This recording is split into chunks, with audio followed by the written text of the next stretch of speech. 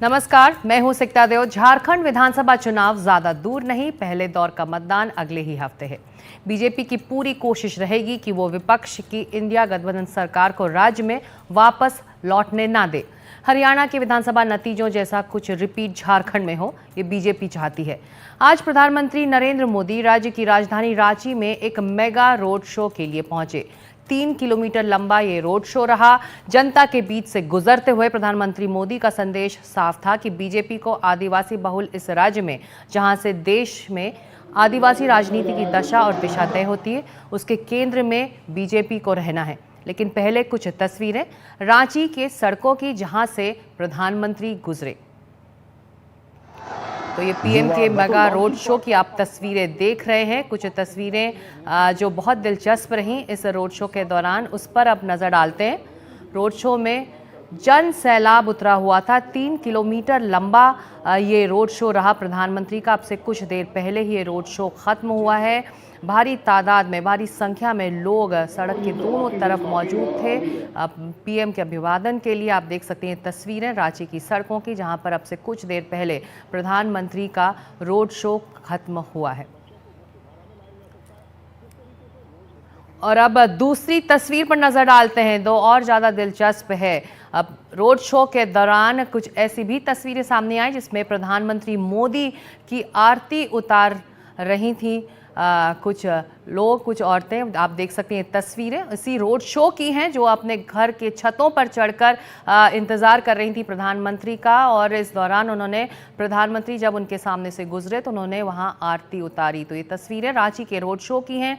तीसरी तस्वीर पर आप नज़र डालते हैं तो भीड़ की ये तस्वीरें हैं। जन सैलाब, हजारों की संख्या में लोग वहां मौजूद थे। और जैसे जैसे प्रधानमंत्री आगे बढ़ रहे थे, आप देख सकते हैं सड़क के दोनों तरफ जो लोग इंतजार कर रहे थे, रुके हुए थे, वो भी उनके कारवां के साथ आगे बढ़ते दिखाई दिए। और एक और दिलचस्प तस्वीर, दिवाली पिछले हफ्ते थी, लेकिन आज फिर रांची की सड़कों में दीप जलाते लोग दिखे। प्रधानमंत्री के अभिवादन के लिए उनके स्वागत में अपने अपने घरों की बालकनीज में वो दीप जलाकर उन्होंने प्रधानमंत्री नरेंद्र मोदी का स्वागत किया। तो ये तस्वीरें रांची के प्रधानमंत्री के मेगा रोड शो की हैं। और अब सीधे चलते हैं हमारे सहयोगी मनीष कुमार के पास, जो इस पूरे रोड शो के दौरान वहीं मौजूद थे। मनीष, काफ़ी दिलचस्प तस्वीरें हैं। आपको सबसे खास क्या लगा इन तस्वीरों में, इस रोड शो में? पहले मैं आपको दिखा दूं कि प्रधानमंत्री का रोड शो खत्म हुआ है और रांची शहर का जो पूरा ट्रैफिक है अभी खोला गया है। और बड़ा लंबा जो है हर तरफ के जो हैं पूरे शहर में हर रोड जो है इसी तरीके से ब्लॉक है। ट्रैफिक काफ़ी ज़्यादा है क्योंकि आज का जो रोड शो था सिकटा, उसमें ना केवल पार्टी के कार्यकर्ता हजारों की संख्या में थे, बल्कि जो आम लोग थे वो ना केवल रांची शहर से आए थे, बल्कि रांची के आसपास के जो भी विधानसभा क्षेत्र हैं, काके हो, हटिया हो, वहाँ से भी हजारों की संख्या में आए थे। तो आप कह सकते हैं कि जो बीजेपी की कोशिश ये थी कि पहले चरण का मतदान जो 13 तारीख को होने वाला है, जिसके लिए प्रचार कल शाम में खत्म हो, उसके पहले एक मेजर शो ऑफ स्ट्रेंथ हो, जो उनके वोटर हों, जो उनके कार्यकर्ता हों, वो गैल्वेनाइज किए जाएं। उसमें उनको काफ़ी हद तक सफलता मिली है। सिकटा जी, बहुत शुक्रिया इस अपडेट के लिए आपका रांची से मनीष। तो मेगा रोड शो प्रधानमंत्री का अब से कुछ देर पहले खत्म हुआ है। भारी संख्या में लोग उनके अभिवादन के लिए सड़क की दोनों तरफ मौजूद थे। लेकिन रोड शो से पहले प्रधानमंत्री ने बोकारो और गुमला का भी दौरा किया, वहां पर रैलियां की। झारखंड में 26% आदिवासी मतदाता हैं। 81 विधानसभा सीटों में से 28 सीटें आदिवासियों के लिए ही आरक्षित हैं। पिछले चुनावों में इंडिया ब्लॉक ने 25 सीटें इन रिजर्व सीटों में से जीती थी। ऐसे में साफ है कि इस राज्य में आदिवासी अहम है। कांग्रेस का द्रौपदी मुर्मू जी के साथ कैसा व्यवहार रहा है। कांग्रेस ने आदिवासी बेटी को राष्ट्रपति चुनाव में हराने के लिए पूरा दम लगा दिया। आज भी कांग्रेस के लोग माननीय राष्ट्रपति जी का अपमान करने से बाज नहीं आते। सच्चाई यही है कि कांग्रेस और उसके साथी आदिवासी संतानों को ऊंचाई पर देख ही नहीं सकते। और बीजेपी के लिए झारखंड में बांग्लादेशी घुसपैठ एक अहम मुद्दा है। रोटी माटी और बेटी का नारा लेकर बीजेपी इस चुनाव में आगे बढ़ी है। साथियों, आपके सहयोग से भाजपा यहां झारखंड में हो रही घुसपैठ पर भी लगाम लगाएगी। आपकी बेटियां सुरक्षित हो, आपकी जमीन सुरक्षित हो, इसके लिए यहां भाजपा एनडीए की सरकार बहुत जरूरी है। बीजेपी भ्रष्टाचार के मुद्दे पर भी मौजूदा राज्य सरकार को घेर रही है। बालू की तस्करी को बीजेपी ने इस बार बड़ा चुनावी मुद्दा भी बनाया है। प्रधानमंत्री ने कहा कि राज्य में अगर बीजेपी की सरकार बनी तो भ्रष्टाचारियों को सजा वो दिलवाएगी। आप मुट्ठी भर बालू के लिए तरस रहे हैं और इनके नेता बालू की तस्करी करके करोड़ों करोड़ों रुपए कमा रहे हैं। इनके पास से नोटों के पहाड़ निकल रहे हैं। इतने नोट निकल रहे हैं कि गिनते गिनते मशीनें भी थक जाती है। और इसी मुद्दे पर चर्चा करने के लिए हमारे साथ 3 खास मेहमान हैं। तनुज खत्री हैं जेएमएम के नेता, और साथ ही धनंजय गिरी हैं बीजेपी के प्रवक्ता और नेता, और विश्लेषक और वरिष्ठ पत्रकार अरविंद मोहन। आप तीनों का स्वागत है। शो ऑफ स्ट्रेंथ रहा ये रोड शो। तनुज खत्री, अगर मैं आपसे शुरू करूं, आप वाकई प्रधानमंत्री के इस रोड शो में रांची की सड़कों में इतनी ज़्यादा भीड़, तो शो ऑफ स्ट्रेंथ, एक बार फिर बीजेपी अपना जो खोया हुआ ट्रस्ट था पिछले बार के चुनावों में, उसको वापस लाने की पूरी कोशिश कर रही। देखिए, इस तरीके के जब भी कार्यक्रम होते हैं, विशेष करके प्रधानमंत्री जी के, तो सुरक्षा की दृष्टिकोण से 1-2 दिन पहले ही रोडों को ब्लॉक कर, सड़कों को ब्लॉक कर दिया जाता है। जिस दिन रोड शो होता है उस दिन आवागमन को ठप कर दिया जाता है। तो भीड़ तो स्वाभाविक है कि जब रोड में ट्रैफिक जाम लगता है तो आए दिन रांची में इससे ज्यादा भीड़ रहती है, या किसी भी देश के किसी भी शहरों में। बहरहाल ये वो मुद्दा नहीं है। मुद्दा ये है कि प्रधानमंत्री जी, आप चुनाव के समय अगर झारखंड आ रहे हैं तो झारखंड ने जो आपसे मांगे रखी थी उस पर आप कब बात कीजिएगा। आप आदिवासियों की बात करते हैं, आप आदिवासियों के प्रदेश में आ रहे हैं, लेकिन सरना धर्म कोड जो लंबे समय से मांग है, और ये कोई झारखंड की मांग नहीं है, ये देश के 10 करोड़ आदिवासियों से जुड़ा हुआ मामला है। उनकी सभ्यता, संस्कृति और सबसे ऊपर उनकी पहचान से जुड़ा हुआ मामला है। आपने आदिवासियों से उनकी पहचान छीनने का काम किया, अपने दोस्तों को यहां के जल जंगल जमीन को बेचने का काम किया, और आप आदिवासी सरना धर्म कोड पर चुप रहते हैं। तो प्रधानमंत्री जी, आप जरूर आ रहे हैं, लेकिन आप मणिपुर नहीं गए। मणिपुर पर आदिवासियों पर किस तरीके से अत्याचार हुए, आदिवासी महिला का किस तरीके से उस पर अत्याचार किया गया, दुष्कर्म किया गया।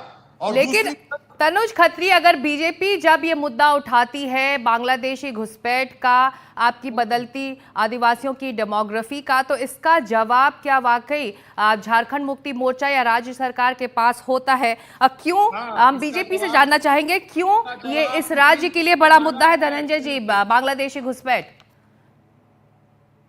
देखिए, बापू और बाबा साहब के युग स्वरूप आदरणीय नरेंद्र मोदी के देखने के लिए, उनकी एक झलक पाने के लिए जो जन सैलाब आज रांची में उमड़ा, उसने इसकी स्थिति की क्लियर कर दिया, इस बात की तस्दीक कर दी कि प्रधानमंत्री नरेंद्र मोदी की लोकप्रियता किस तरह से है और वर्तमान सरकार से लोग किस तरह से नाराज हैं।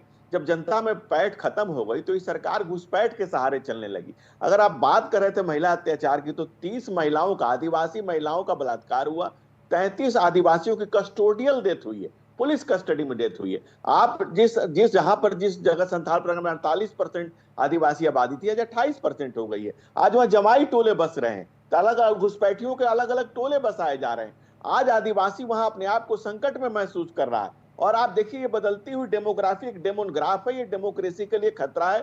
आप जाली टोपियों का जंजाल जो झारखंड में दिखाई दे रहा है, वहां के लोकतंत्र के लिए खतरा है, डेमोक्रेसी के लिए खतरा है। आज वहां का आदिवासी अपने आप को सुरक्षित महसूस कर रहा है। और जो हेमंत सरकार ने जो वहां के संसाधनों का अंत किया, जिसकी लूट में वो खुद जेल गए, वहां का आम जनजीवन आम व्यक्ति इनसे त्रस्त है और इनसे मुक्ति चाह रहा है, इनसे मुक्ति की दुहाई दे रहा है, गुहार लगा रहा है। और आज देख लीजिए जिस तरह से भारतीय जनता पार्टी के लगातार कार्यकर्ता वहां काम कर रहे हैं और जिस ढंग से इस सरकार ने झारखंड के संसाधनों का हेमंत सरकार ने जो अंत किया है, उसको झारखंड की जनता माफ नहीं करेगी और इन्हें इस चुनाव में सबक सिखाएगी। लेकिन उससे महत्वपूर्ण बात यह है सिकता जी कि चुनाव आएंगे जाएंगे, राजनीतिक दल बनेंगे बिगड़ेंगे, लेकिन जो डेमोग्राफी लोगों ने बदली है, जो घुसपैठियों को वहां शरण दिया है, जो उनके लिए झारखंड में जो जमीन का खत्म किया है आदिवासियों के क्षेत्र को, वो इनके जनता इनको कभी वहां माफ नहीं करने जा रही है। और झारखंड में आप देख लीजिए घोटालों के घटाटोप अंधेरे देखिए, एक कांग्रेस के एमएलए के एमपी के यहाँ से कितना पैसा निकला और इनके मंत्री के नौकर के चाकर के यहाँ से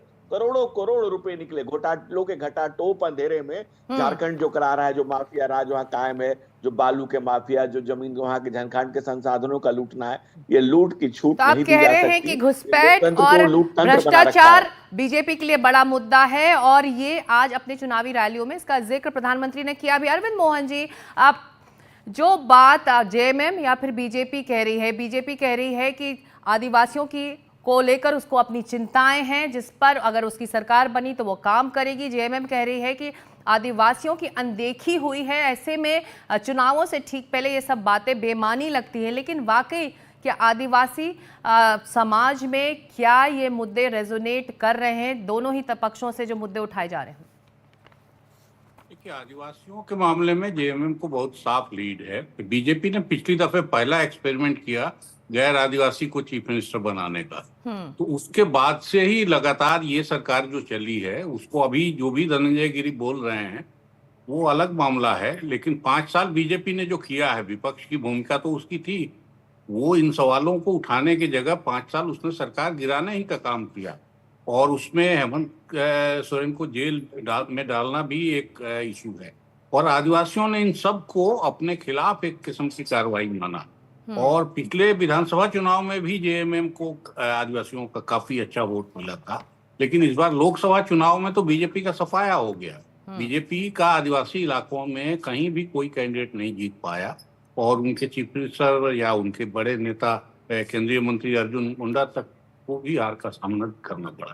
तो इस बार बीजेपी कोशिश तो कर रही है कि आदिवासी इलाकों में घुसपैठ करें, नेताओं की तोड़ फोड़ से लेके हर किस्म की कोशिश कर रही है, लेकिन जो वो मुद्दे उठा रही है, जिस पर फोकस कर रही है, वो घुसपैठ का है जी। मुझे लग रहा है कि घुसपैठ का मुद्दा बहुत ज्यादा बड़ा बनने वाला। कम से कम अभी जो 13 वाला चुनाव है, उस इलाके में तो घुसपैठ कोई बड़ा मुद्दा नहीं है, लेकिन बीजेपी अगर उठा रही है मुद्दा, तो मुझे लग रहा है कि इसको घुसपैठ से ज्यादा हिंदू मुसलमान पोलराइजेशन करना, एक तरह का हिंदुओं को पोलराइज करना वापस, क्योंकि हिंदुओं में भी टूट दिखाई देने लगी थी। इसी रांची शहर में पिछले लोकसभा चुनाव में जिस किस्म से बीजेपी कैंडिडेट का वोट गिरा है, वो ये बताता है कि जो उसका ओरिजिनल वोट का स्ट्रेंथ था, काफी रांची तो उनका गढ़ है, तो वो इसका मतलब कि उसको वापस पोलराइजेशन के माध्यम से वापस करना चाहते बीजेपी। चलिए, पहले दौर का मतदान ज्यादा दूर नहीं है, देखना होगा कि वाकई क्या ये मुद्दे जनता तक पहुंचे हैं, वोटरों तक पहुंचे हैं। बहुत शुक्रिया तनुज खत्री, अरविंद मोहन जी और धनंजय गिरी जी, आप तीनों का इस चर्चा में शामिल होने के लिए शुक्रिया। वक्त एक छोटे से ब्रेक का है, हम लौट रहे हैं खबरों पर इस ब्रेक के बाद।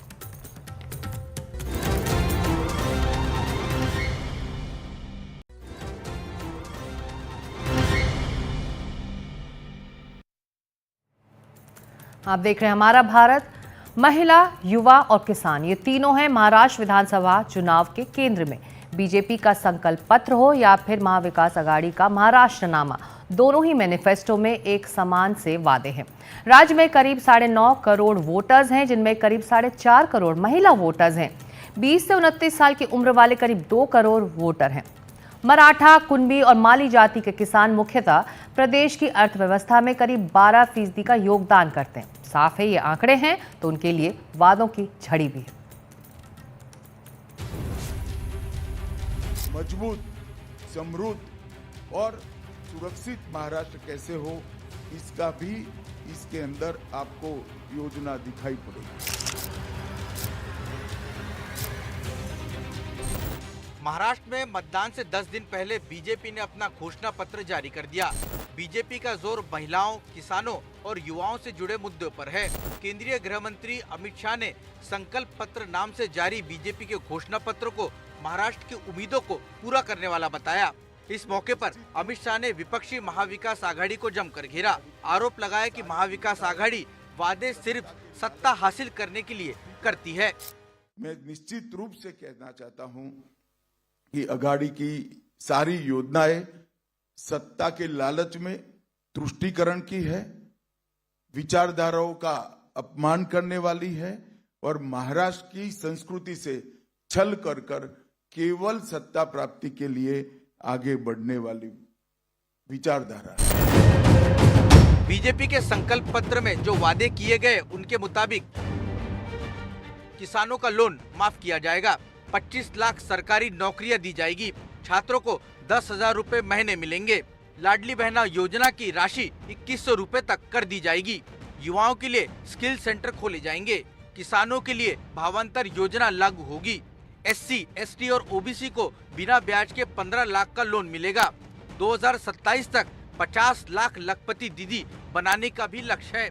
सोयाबीन के लिए MSP 6,000 रुपए प्रति क्विंटल की जाएगी। इसके अलावा महाराष्ट्र को AI हब बनाने का भी संकल्प किया गया है। उधर रविवार को ही महाविकास आघाड़ी ने भी महाराष्ट्र नामा नाम से अपना एक्सटेंडेड घोषणा पत्र पेश किया। महालक्ष्मी योजना महिलाओं को फाइनेंशियल इंडिपेंडेंस देगी। हर महिला को 3,000 रुपए प्रति माह मिलेगा। हमारे पूरे महाराष्ट्र में महिलाओं के लिए फ्री बस, और यहाँ पर भी हम फ्री बस की ये कर रहे हैं, सुविधा दे रहे हैं। हमने 3 लाख तक के कृषि ऋण माफ करे और टाइमली रीपेमेंट करने वालों को 50,000 रुपए अतिरिक्त प्रोत्साहन राशि देने का वायदा किया है। जातीय जनगणना करने का हमने फैसला लिया है। 25 लाख रुपए इंश्योरेंस, हेल्थ इंश्योरेंस और फ्री मेडिसिन। महाविकास आघाड़ी के घोषणा पत्र के मुताबिक किसानों को हर साल 15,000 रुपए दिए जाएंगे। किसानों का 3 लाख रुपए तक का कर्ज माफ होगा। लाडली बहना योजना के तहत 2100 रुपए दिए जाएंगे। महिलाओं को 3,000 रुपए प्रति माह। महिलाओं को मुफ्त परिवहन सुविधा। 25,000 महिलाओं की पुलिस भर्ती होगी। बेरोजगारों को 4,000 रुपए महीना भत्ता दिया जाएगा और 25 लाख का सस्ता स्वास्थ्य बीमा भी होगा। इसके अलावा आरक्षण की 50% की सीमा को भी हटाने का वादा महाविकास आघाड़ी ने अपने घोषणा पत्र में किया है। दोनों ही गठबंधनों के घोषणा पत्रों को अगर गौर से देखें तो इंग्लिश का एक शब्द याद आता है, कॉमन। लेकिन किस पार्टी के घोषणाओं को अमल करने के खातिर यकीन किया जाए, ये तो 20 नवंबर को ही कॉमन मैन तय कर पाएगा। कैमरा पर्सन संदेश बैकर के साथ रौनक कुकड़े, NDTV इंडिया के लिए।